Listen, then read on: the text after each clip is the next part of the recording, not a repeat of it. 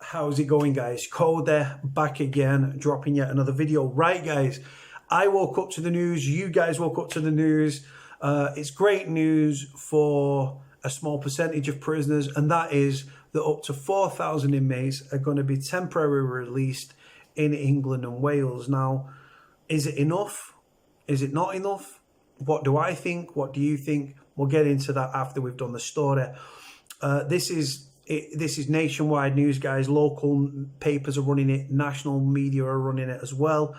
The idea is to release 3,500 to 4,000 inmates, low risk, with 2 months left on their sentence, which, like I said, it needs to be extended that. But they're going to be released on things like home detention curfew or TAG, ROTL or ROTL, release on temporary license, things like that. And the idea is it's to free up space within our prisons because this COVID-19 thing. For me, they're not doing it for prisoners, they're doing it for prison officers, because the facts are there are nearly 8,000 prison staff across Her Majesty's Prison and Probation Service. Anyway, guys, going to read the story, going to do our bit at the end like we always do. Let's get into it. Headline reads, up to 4,000 inmates to be temporarily released in England and Wales. Measures to contain spread of coronavirus include electronic tagging and potential recalls. They've messed up there. That's not supposed to say potential recalls. Anyway, as many as 4,000 prisoners in England and Wales are set to be temporarily released from jail in an effort to try and control the spread of the coronavirus, the government has announced. The Ministry of Justice, or the MOJ, said that low-risk offenders will be electronically tagged and temporarily released on licence in stages, but should be recalled at the first sign of any concern. It is seen as a way to avoid thousands of prisoners, many of whom share cells, from becoming infected. 88% of prisoners and 15 staff have already tested positive for COVID-19. 3 prisoners have died. No high-risk criminals, such as those who have been convicted of violent or sexual offences, anyone who is a national security concern or a danger to children, will be considered for release. Nor will prisoners who have not served at least half their custodial sentence can be among those released. The Justice Secretary, Robert Buckland, said, "The move to temporarily release the prisoners is part of the national plan to protect the NHS and save lives.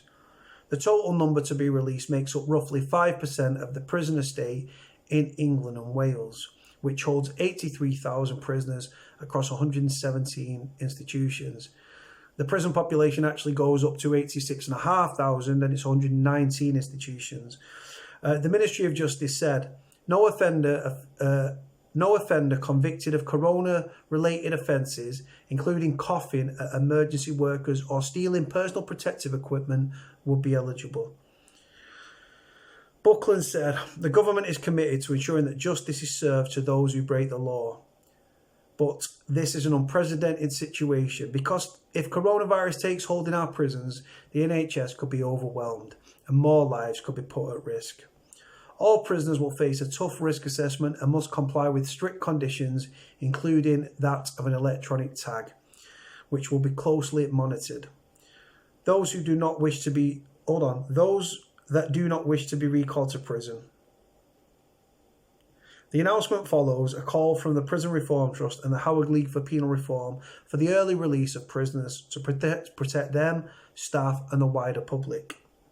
Peter Dawson, director of the Prison Reform Trust, said, "This is a welcome and substantial step in the right direction. Exceptional times require exceptional measures, and the public should be reassured that in this instance, their protection is better served by carefully releasing some prisoners a few weeks early than by keeping them inside. Prisons have never faced an emergency of this complexity or duration, and further measures will be needed in the weeks ahead, but this is a start, and the Lord Chancellor deserves credit for it." Juliet Lyon, who's the chair of the Independent Advisory Panel on Deaths in Custody, said, "At a time of great threat to life, we welcome the Lord Chancellor's considered decision to start a planned programme of prison releases without further delay. This is based on the clear, consistent advice of scrutiny bodies public health experts, human rights organisations, charities, prison governors and staff unions. The announcement follows the news last week that pregnant women in custody who do not pose a high risk of threat to the public will be temporarily released from prison to protect them and their unborn children from the coronavirus. Prisoners in mother and baby units meeting the same risk assessment will also be released with their children. Governors will be able to grant the release on temporary licence once they pass a risk assessment. Suitable accommodation for the women has been identified.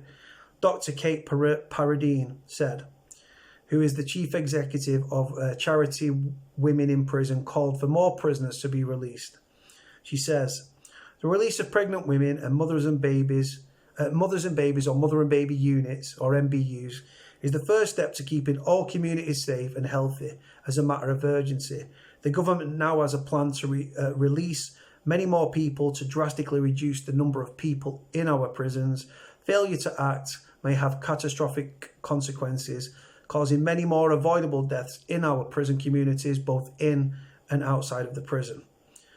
The Home Office has also released more people from the immigration detention centres following individual assessments after releasing 350 detainees, easy for me to say, over a week ago. More of 736 people detained have been released. Northern Ireland will release 200 of its 1,500 prisoners early, while the authorities in Scotland are considering taking similar action. Now, like I said, sorry guys, I was bimbling my way through that. My focus really wasn't there, so I apologise. I'm shattered. Anyway, so 4,000, they reckon 3,500 up to 4,000 are going to be released 2 months or less on a risk assessment basis. The risk assessment shouldn't come into it. When you've got 2 months or 2 months left, you're going to get out in 8 weeks anyway. So just release them.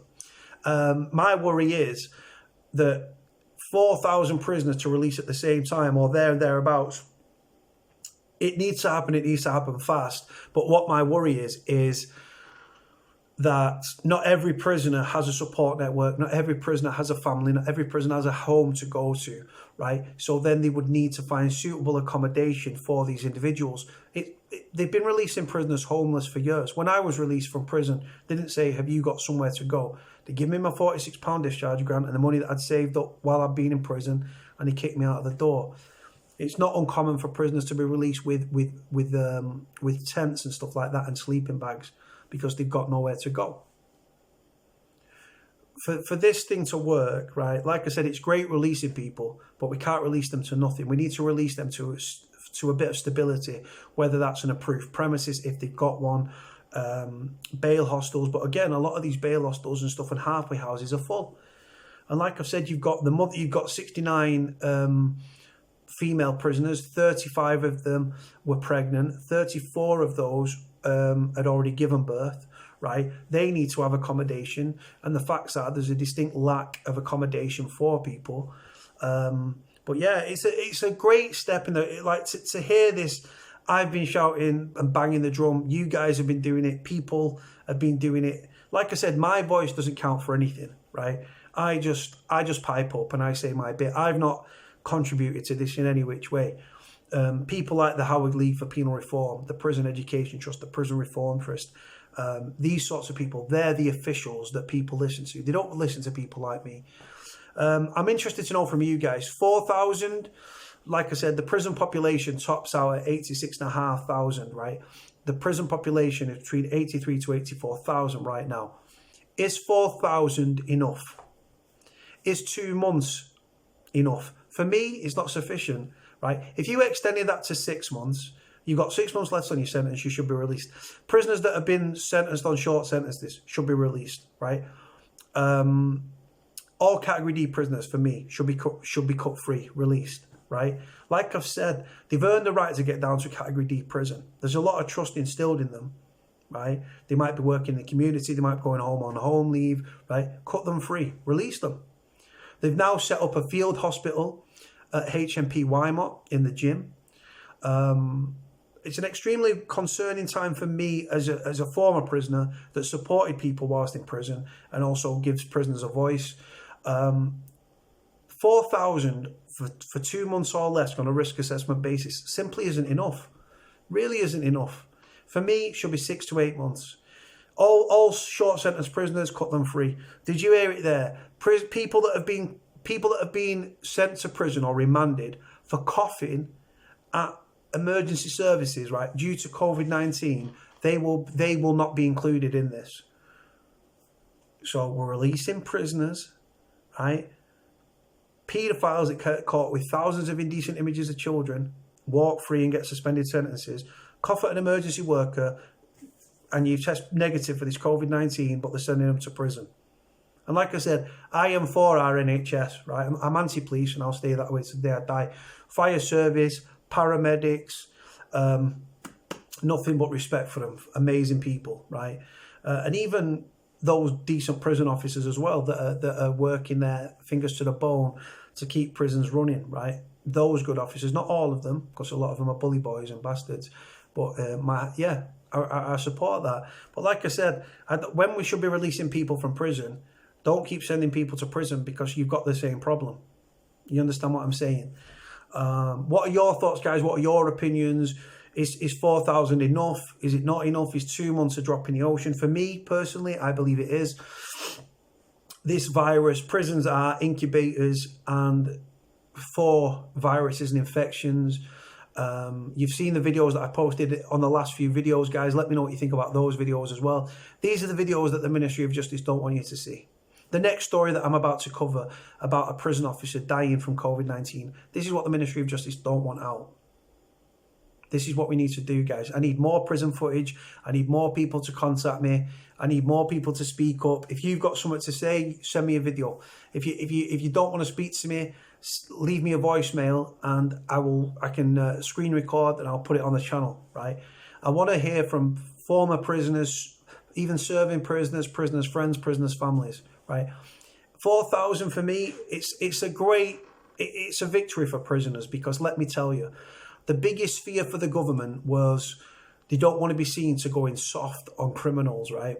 Now, the thing is, it was an always situation for the government, right? And what I mean by that is keep prisoners in prison, prison staff are going to continue, prison staff are dying, right? I've heard of 2 operational support grades or OSGs at Wandsworth.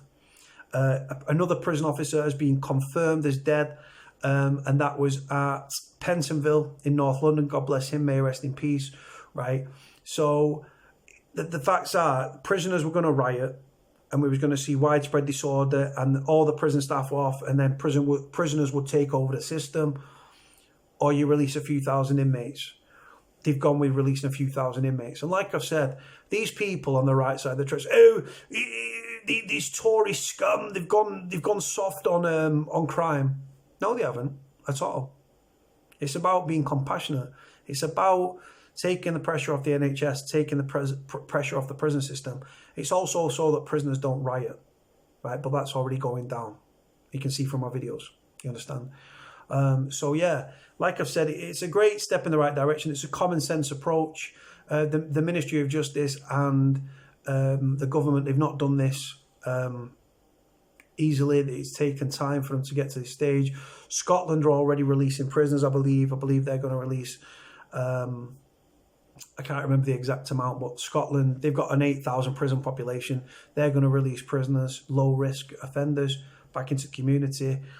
You see Northern Ireland, 200 out of their 1,500, like I said, and we've got a prison population of 84,000 at the moment. They give thereabouts, and we're releasing 4,000. Again, for me, personally, not enough. They need to do more. But yeah, I'm interested to know it from you guys. Like I've said, if they don't release prisoners, there are going to be riots. This is the situation you're in. And like I said, these prisoners will be blessed to be going home. Like I said, they're going to be getting out in 8 weeks, right? And that 8 weeks would have flown by. But it's a result for them. It's a result for their friends, their families and stuff like that. Before they leave the prison, they should be tested for the coronavirus. because obviously they don't want to be going back to if they're going back to relatives or something, and they've got an elderly relative or a pregnant girlfriend or a young baby. They don't want to pass that potential virus onto that child, to that older relative and stuff like that. At the same time, if they do test positive upon leaving prison, they should be put in a quarantine. Don't keep them in prison, just release them, right? So like I've said, guys, they need to fast track this. They need to fast forward it. How are they gonna find accommodation? Say out of this 4,000, 3,000 of them have got accommodation and 1,000 haven't. Then you've got 35 pregnant women, right, that are going to be released. 34 mothers and babies that have been released from mother and baby units in prisons. Then you've got the male offenders that are being released. Are they going to be able to house them all? Are they going to be able to find approved premises and stuff like that? There's over 8,000 staff off, guys, in Her Majesty's Prison and Probation Service. Like I said, this is a great result, and I support it fully, and I'm 1,000% behind it. The fact that sex offenders are not included, I support that as well. They should never be released, in my opinion. I know that's a lot of people say, "Oh, Cody, you can't say that. You're a voice of prisoners." I was abused when I was young. I stick by that comment. Sex offenders, especially paedophiles, you cannot rehabilitate them. But yeah, I'm interested to know from you guys what you guys think. Put your comments in the comment section below. I'll put my phone number on the screen. I can't remember if it's there or there. I always get mixed up. If you need to contact me, any prison footage, if you want to speak out, my number's on screen. Get me. Link for the story is in the description below. Let me know what you think, guys. Like, comment, subscribe. Cody out. Free the boys coming home, and the girls as well.